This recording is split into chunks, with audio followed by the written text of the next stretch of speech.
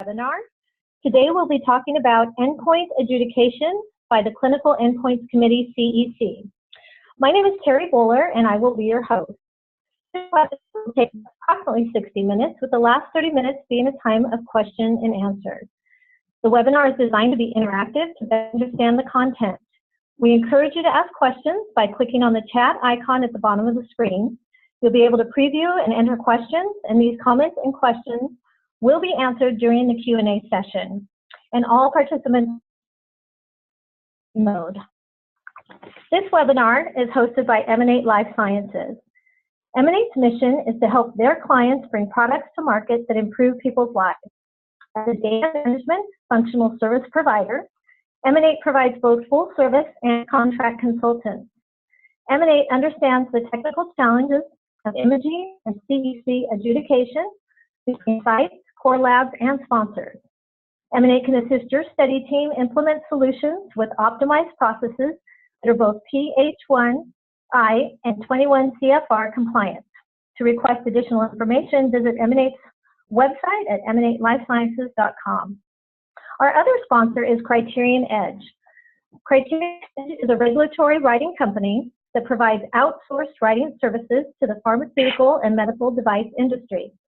The company's expertise in regulatory writing best practices over decades produces superior deliverables and provides budget, resource, and timeline flexibility for regulatory managers.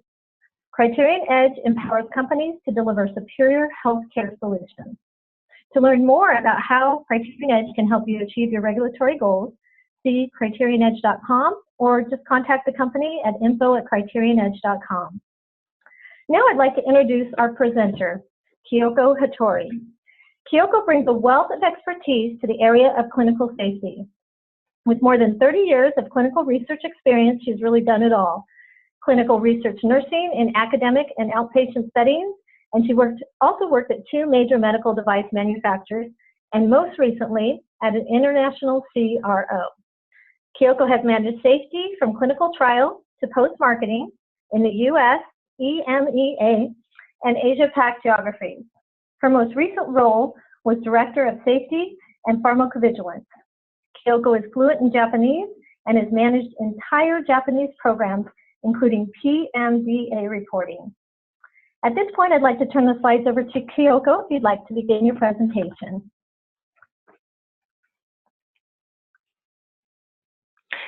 Thank you for the nice introduction, and thank you to my audience for your participation in this webinar.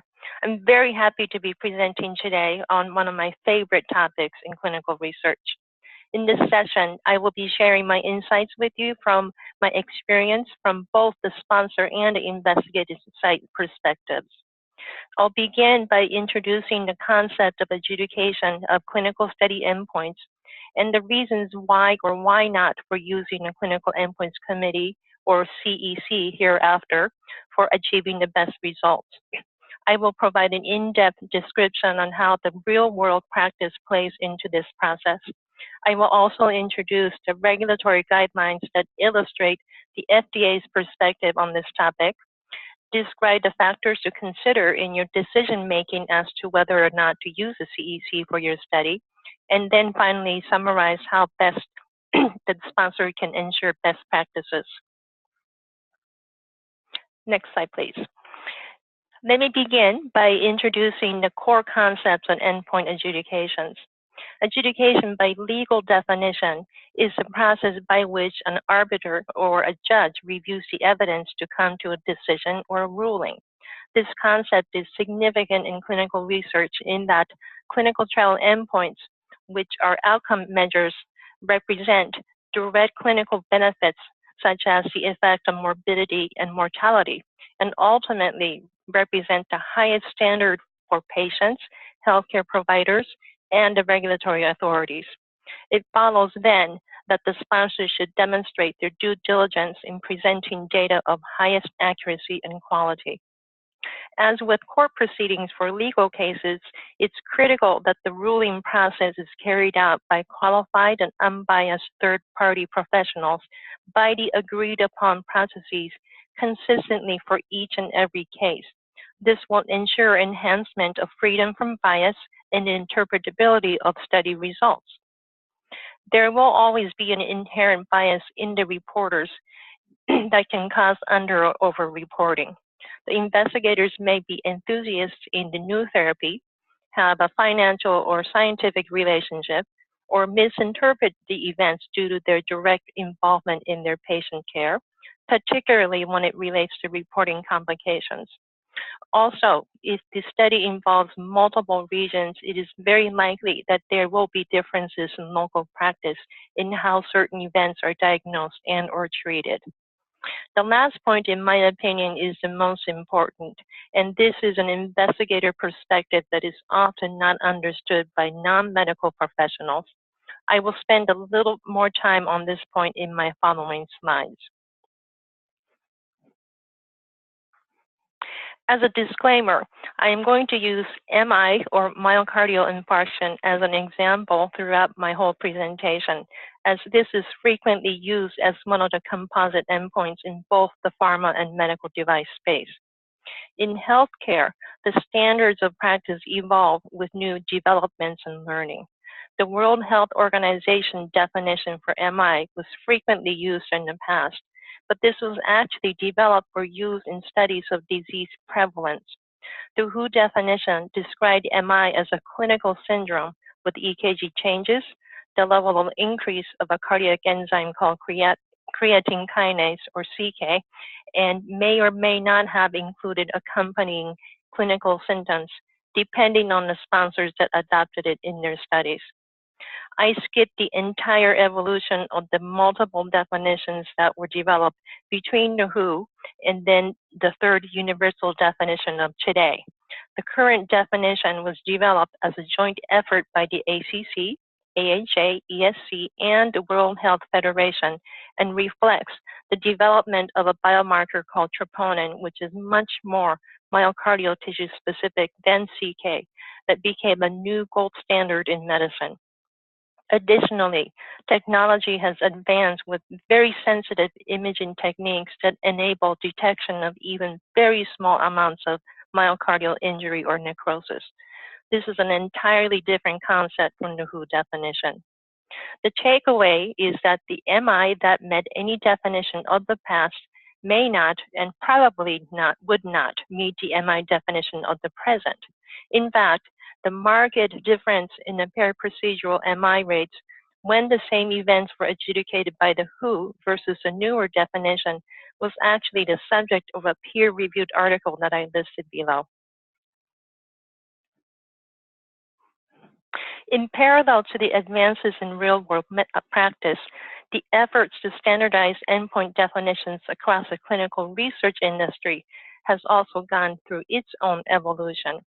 The Academic Research Consortium, or ARC, was the first collaboration between the FDA, academia, and device manufacturers to achieve a consensus in utilizing the same definitions across all coronary trials.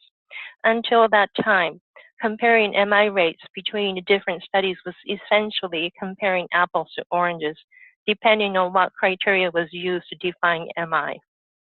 Following this effort, multiple standard definitions have since been developed in other therapeutic areas. The Valve Academic Research Consortium, or VARC, developed standard definitions to accommodate the emerging trend in structural heart trials.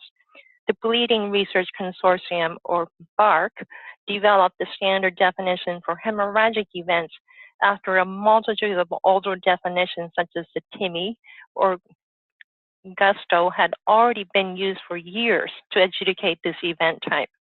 Similar to the MI example, the concept between a TIMI and Gusto differ in that TIMI classification is a laboratory-based scale and Gusto is a clinically based scale. Not surprisingly, the adjudication results do come out differently when the same events are adjudicated by these definitions.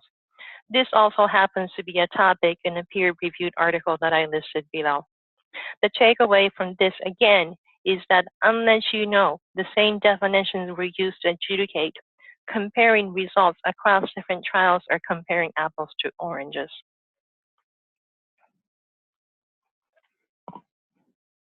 So what does all this mean to the clinical investigators who are actually treating the patients? The answer is nothing. The doctors in the real-world practice make their diagnosis by the patient's history, clinical presentation, and according to their standard of care.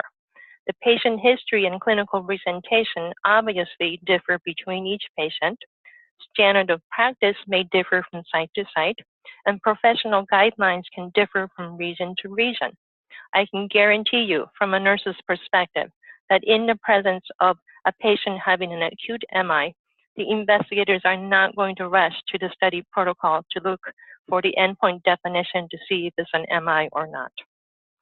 The sponsors may be tempted to request our investigators to report MI because it meets their study definition for MI, such as the amount of CK elevation following an interventional procedure. First of all, telling a site how to diagnose or report events not only introduces the sponsor's own bias, but also simply not good clinical practice. Secondly, you will not get them to agree anyway. Regarding the elevated CK elevation, the investigators will simply respond that this is a normal finding after an interventional procedure, and it is. Some will not even want to report it as an adverse event, let alone an MI.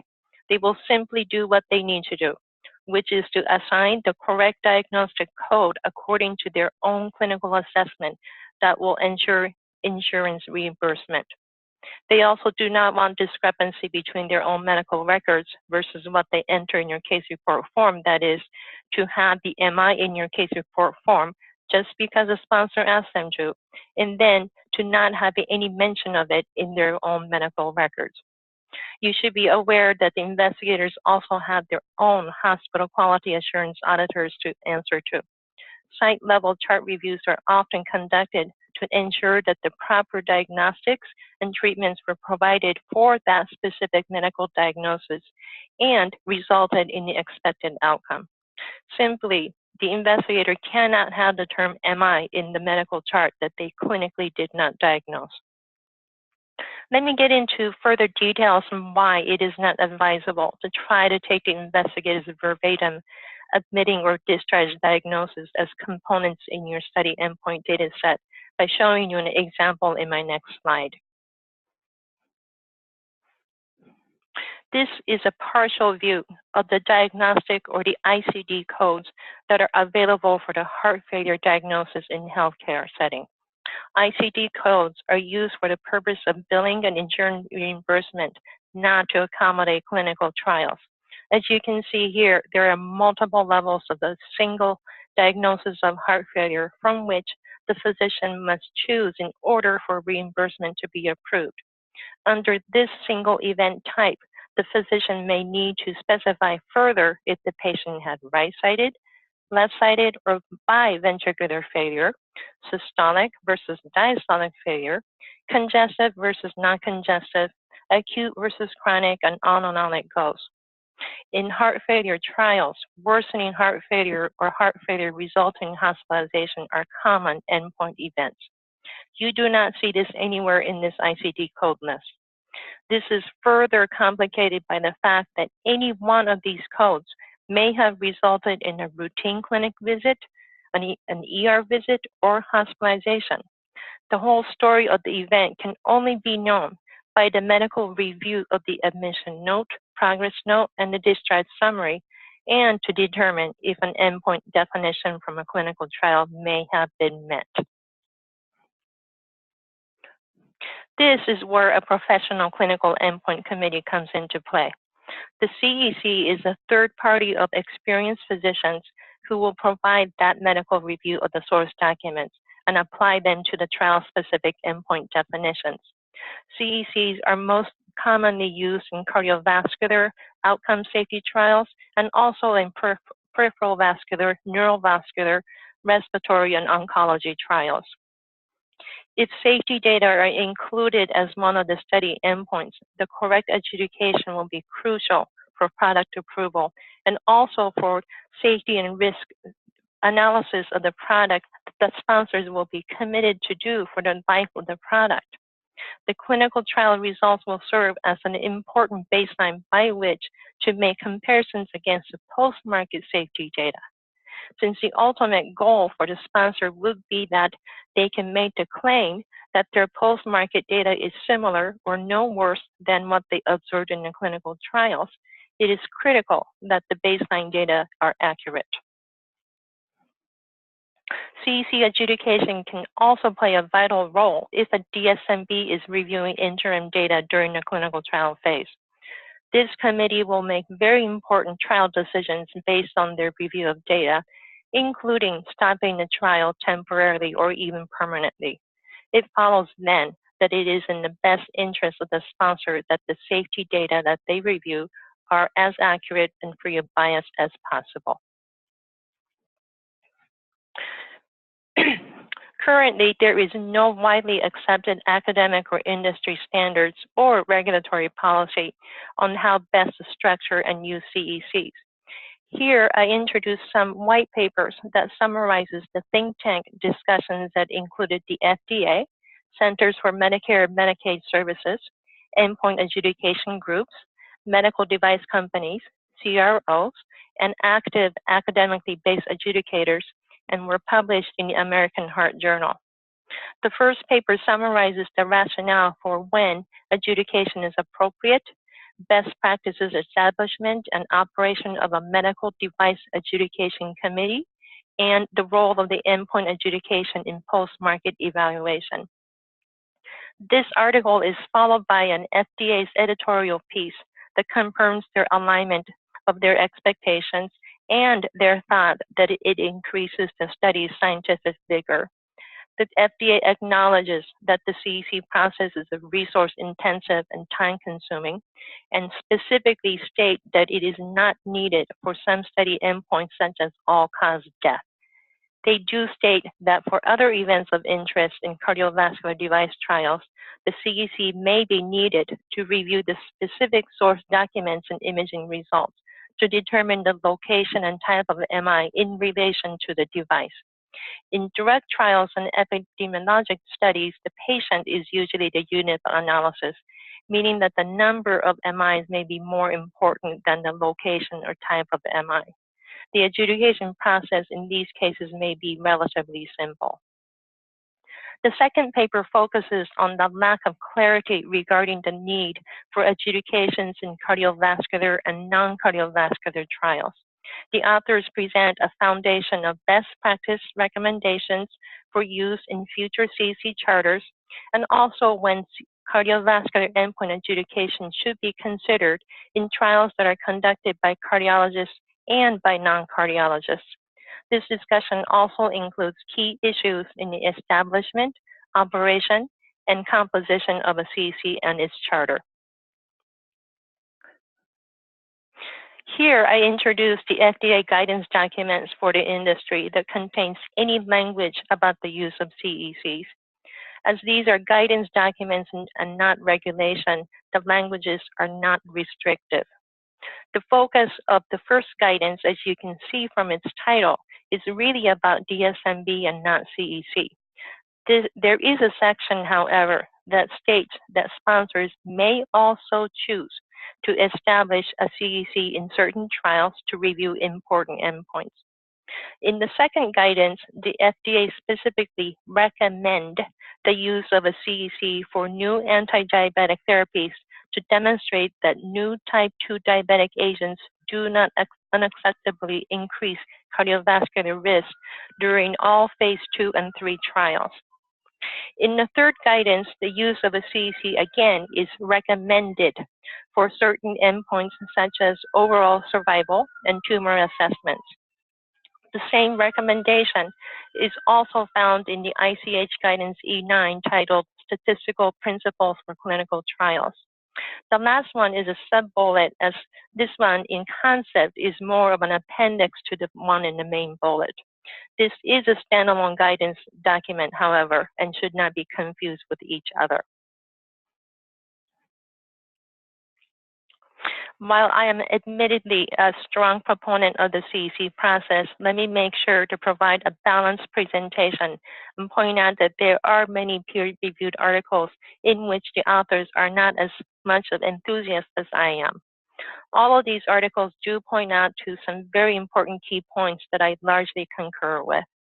The first paper ascertained that the adjudication does not improve the ability to determine treatment effects.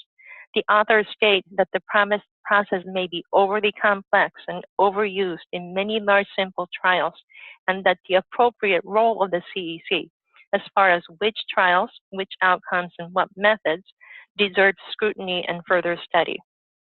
The second paper was compiled from results of a single large RCT, in which the authors concluded that the process had no discernible impact on the main findings in this study.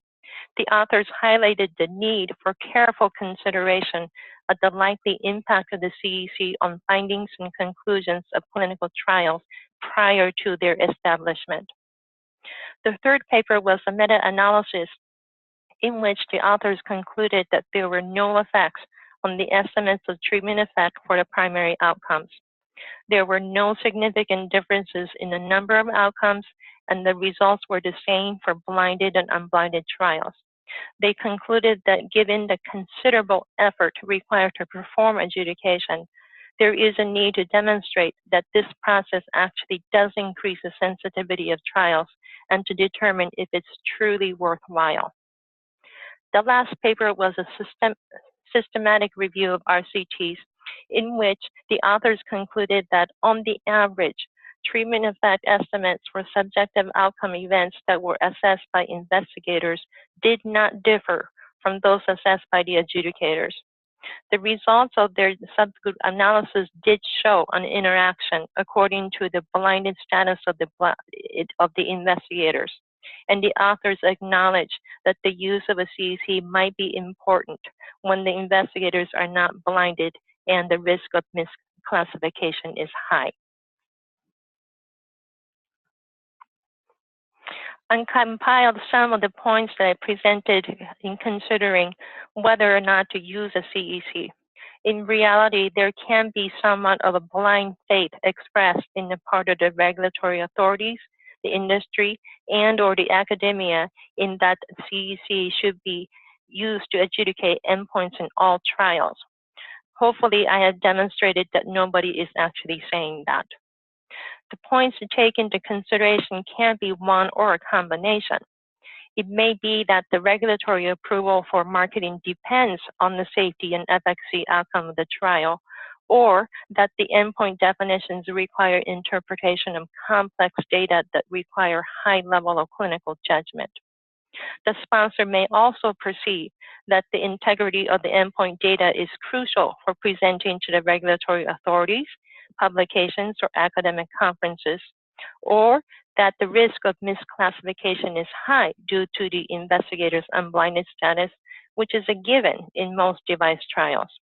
It could also be that the study involves multiple regions where the standards of practice will differ. Endpoints that occur at low frequencies can also be a crucial factor, as an error in just a few, especially if the denominator is very small, can have a significant impact on the final endpoint event rate. There could also be scenarios in which the use of a CEC is not a matter of choice. Its use may already have been embedded in a DSMB charter in which the committee's review decisions are based on CEC adjudicated rather than site-reported events. I talked about the difficulties, if not the impossibility, of translating verbatim medical diagnoses in healthcare into endpoints in clinical trials. So hopefully you can appreciate such clause. The use of a CEC may already have been requested by the regulatory authorities at Criterion, and if so, the CEC charter will be part of the IDE or the IND submission package, in which the regulatory authority in Japan, the PMDA, requested CEC adjudicated data even in post-market registries. This may seem a little overboard when the sponsor had already gone through the rigors of presenting CEC adjudicated endpoints data in their pre-market trials. At the end of the day, though, sponsors ultimately do not want to argue very hard with the regulatory authorities. My last point touches on what I previously mentioned as somewhat of a blind faith, that is, incorporating the CEC process for every trial that the sponsor conducts. If the sponsor already has a robust set of CEC adjudicated data that demonstrated the product's safety and efficacy in doing the same in additional trials on the same product, this could be to utilize a CEC and coming to events in the post-market space could be adequate. Finally, whatever the sponsor's decision is on this matter, it should be clearly documented in the clinical safety plan. One of the keys to success in assuring best practice is securing adjudicators qualified by therapeutic expertise and clinical research. Therapeutic expertise in the area of study is important because medical judgment is required to fill in the gap when critical data is missing. For example, a baseline EKG is one of the must-have data for adjudicating MI cases so that the comparison can be made against the event EKG. It is not uncommon that the site is unable to retrieve critical pieces of source documents from outer facilities, or that it simply doesn't exist because it wasn't performed.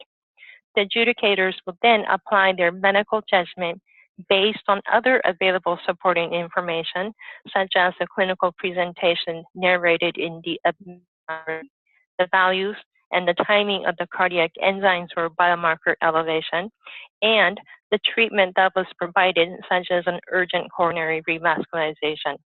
A sponsor would want doctors with therapeutic expertise in cardiology to make this kind of a determination.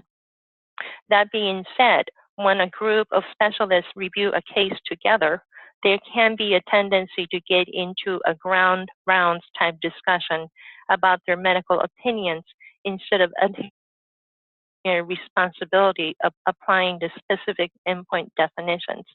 This is especially true of face-to-face committee adjudication format and is a point to consider when using adjudicators who are inexperienced in the CEC process.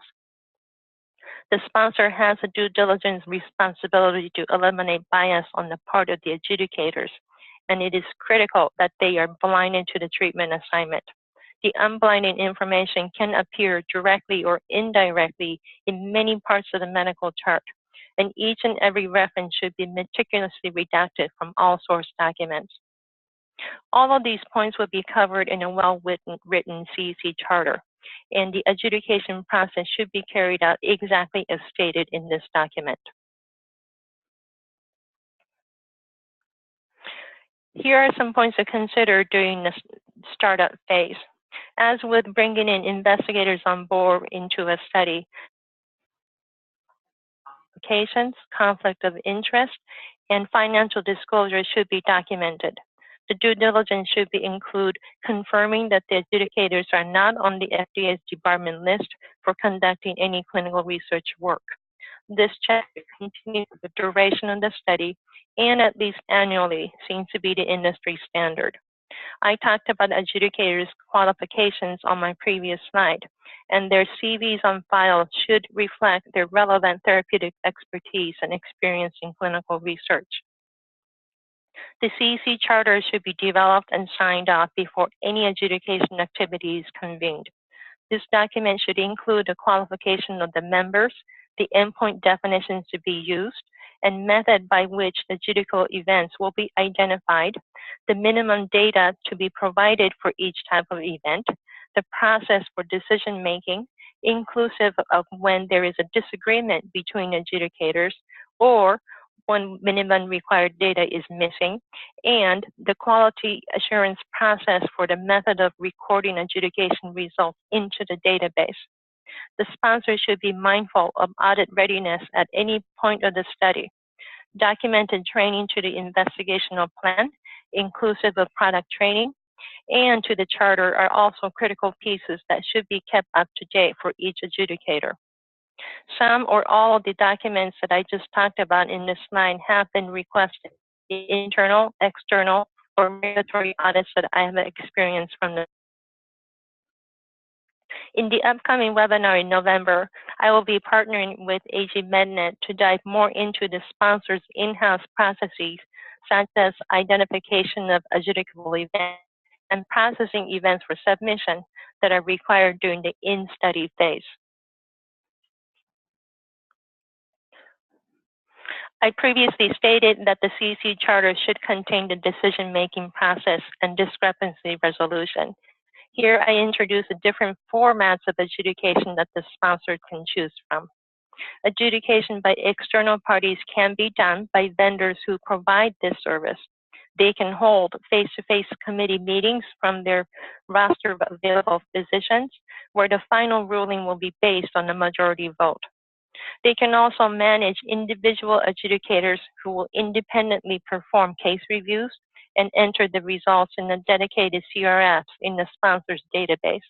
The hope is that these entries will match against each other. In case of discordance, a third adjudicator, preferably a designated chairman, can be requested to do the same for the deciding vote, or alternatively, convene a face-to-face meeting or phone conference to hash out their differences. A good CEC adjudication form design is crucial in this format. If the CRF has too many secondary data for adjudicators to enter, rather than just a final adjudication result, it will only increase the chance of discordances that will have to be resolved. The single adjudicator review is my own example that was a compromise to meet the PMDA's request to have even post-approval registry data adjudicated by the CEC that I talked about earlier. This was accepted by the PMDA, and the method was utilized even in registries conducted with paper CRFs. Internal adjudications by designated sponsor personnel with medical background may suffice for retrospective analyses of legacy products for which no further clinical trials are planned. The adjudication process should be the same as using the traditional external vendor model, with the only exception that the adjudicators are internal third parties who are not involved in the study. Sponsors may also choose to create an automated adjudication algorithms for low-risk trials. The algorithm may include AE terms and/or secondary data such as laboratory results. Here again, a good case report form design is critical in capturing critical data that encompass all criteria in the event definition. All in all, there is no single approach that is optimal across all settings. Again, whatever the format is chosen, the process should be documented in detail in the CEC charter. In summary, I have hopefully demonstrated that using a formal CEC for adjudicating trial endpoints is not a required process, but strongly preferred in certain trials or situations. I have talked about the investigator side of things as far as practicing real-world medicine and explained how poorly this correlates in the clinical trial world where events are adjudicated by artificial sets of endpoint definitions. The formal CEC process is labor-intensive, time-consuming process for both the sponsor and the CEC, and is acknowledged by the regulatory authorities and the academia. Since there are no restricted regulatory languages about how adjudications to be accomplished, there is room for the sponsor to make choices on how to do this. I introduced multiple points to consider in making the decisions to adopt the formal CEC process. In making the choice, the sponsor should strongly consider the need to have versus the nice to have.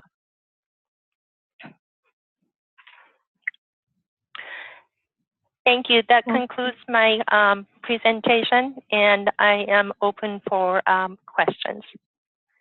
Yes, thank you, Kyoko, for this information. We completely appreciate you sharing your expertise on the subject. Yes, at this point, we would like to remind everybody to use the chat icon on the bottom of the screen for questions. We did have a little static on one of the slides, and I'm wondering, Kyoko, if you could go back to the considerations for utilizing a CEC 2 of 2. We'll go back to it on the screen. I think you cut out some, and so a few people were asking that you could review that slide again. Okay. Do you see that one? It's considerations for utilizing a CEC 2 out of, it's the second page, 2 out of 2. The entire slide? Just a recap would be great. Okay, so I was saying that there could be other scenarios where a use of such of a CEC is actually not a choice. It may already have been embedded in the charter, or that it could have been asked by the regulatory authorities during a pre-submission meeting, in which case the charter would actually be part of the IND or IDE package, submission package. And the last point is actually maybe a reason not to use a CEC. Is that the part where it cut out? Yes, thank you for recapping that again for us. We appreciate that. Okay. We do have a couple questions definitely on the chat bar. The first one that was presented was, if we have CEC in place, do we need DSMB, DMC in place too? Does CEC and DSMB, DMC go hand in hand? They usually do. Why you would want the DSMB to be looking at your interim data, as I said, would be that they would make decision as far as continuing the study or changing the protocol or even stopping the study. So you could, it's not a requirement, but it is usually preferred that they are looking at CEC adjudicated data rather than site reported. So they usually do going hand in hand. If the sponsor is going all out to adopt the DSMB process, then it kind of follows by reasoning, by logic, that they would want the DSMB to look at CEC adjudicated data that is of high quality and it is unbiased. Thank you. Do you need DSMB in early feasibility studies, trial? Well, this is actually, this presentation is actually about a CEC, but I'll take a stab at that. Using a DSMB is actually a sponsored choice, and the factors could include that it is an RCT, and that it is a first in man. Those are usually recommended. Let me preface it by saying you do not need to have a DSMB. It's not a requirement. And then I will say the choices that the sponsor makes could be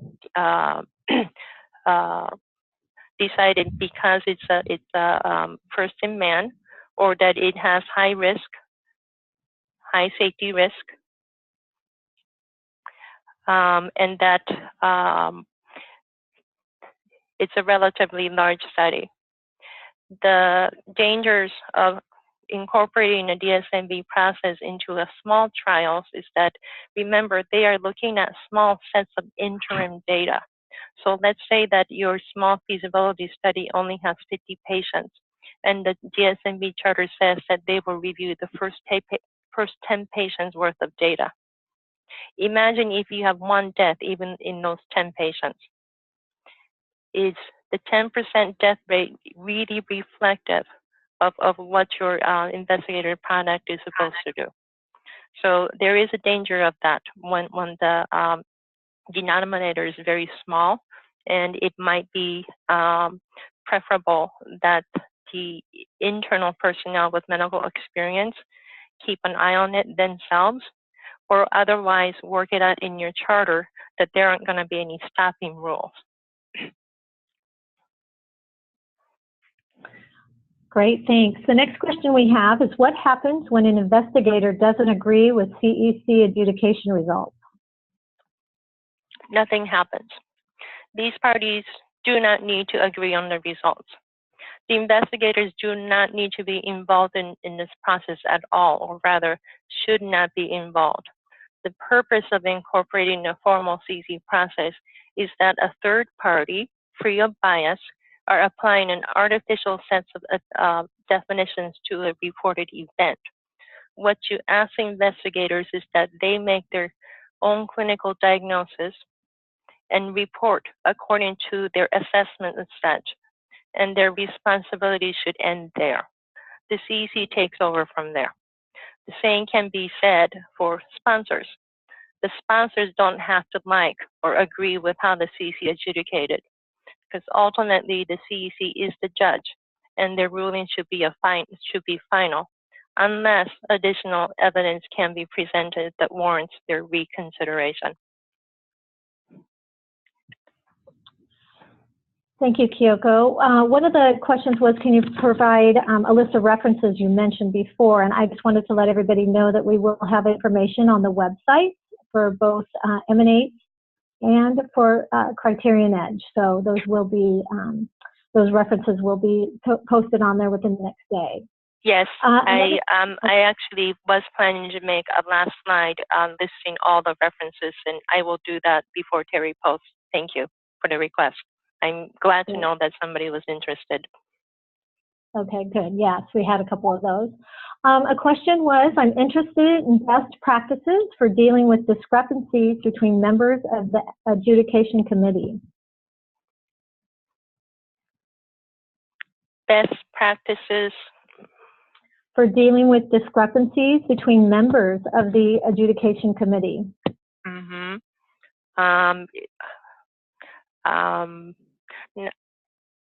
I'm going to answer to what I think the question is.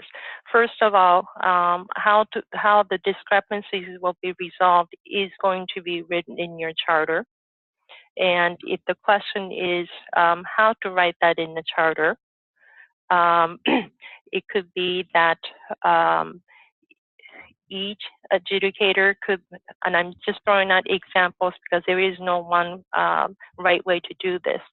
Each adjudicator could be asked to revisit the events and to take a look at their adjudication results,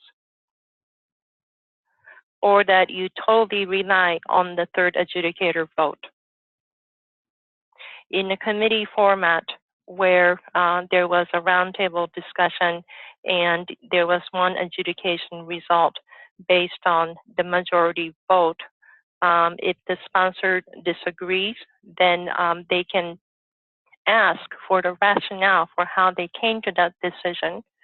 And there could be legitimate reasons for why they made the decision to override the criteria in the definition. So the sponsors do have the right to ask how the decision came to be. But that is where it ends. The reason why you incorporated the CEC, a formal CEC, in the first place is to have that third party who without bias made the final decision and sticking to the endpoint definitions. And their rule should be the final rule. I hope that answered your question. Okay. Do the CEC members have to be retrained to every protocol revision that occurs during the study? No, only if the changes were pertinent to any adjudication process, such as a change in the endpoint definition, God forbid. It is advisable, however, to create a document trail for every protocol version that demonstrates that the changes were reviewed and determined not to have any impact on the charter. That has been asked by auditors in the past.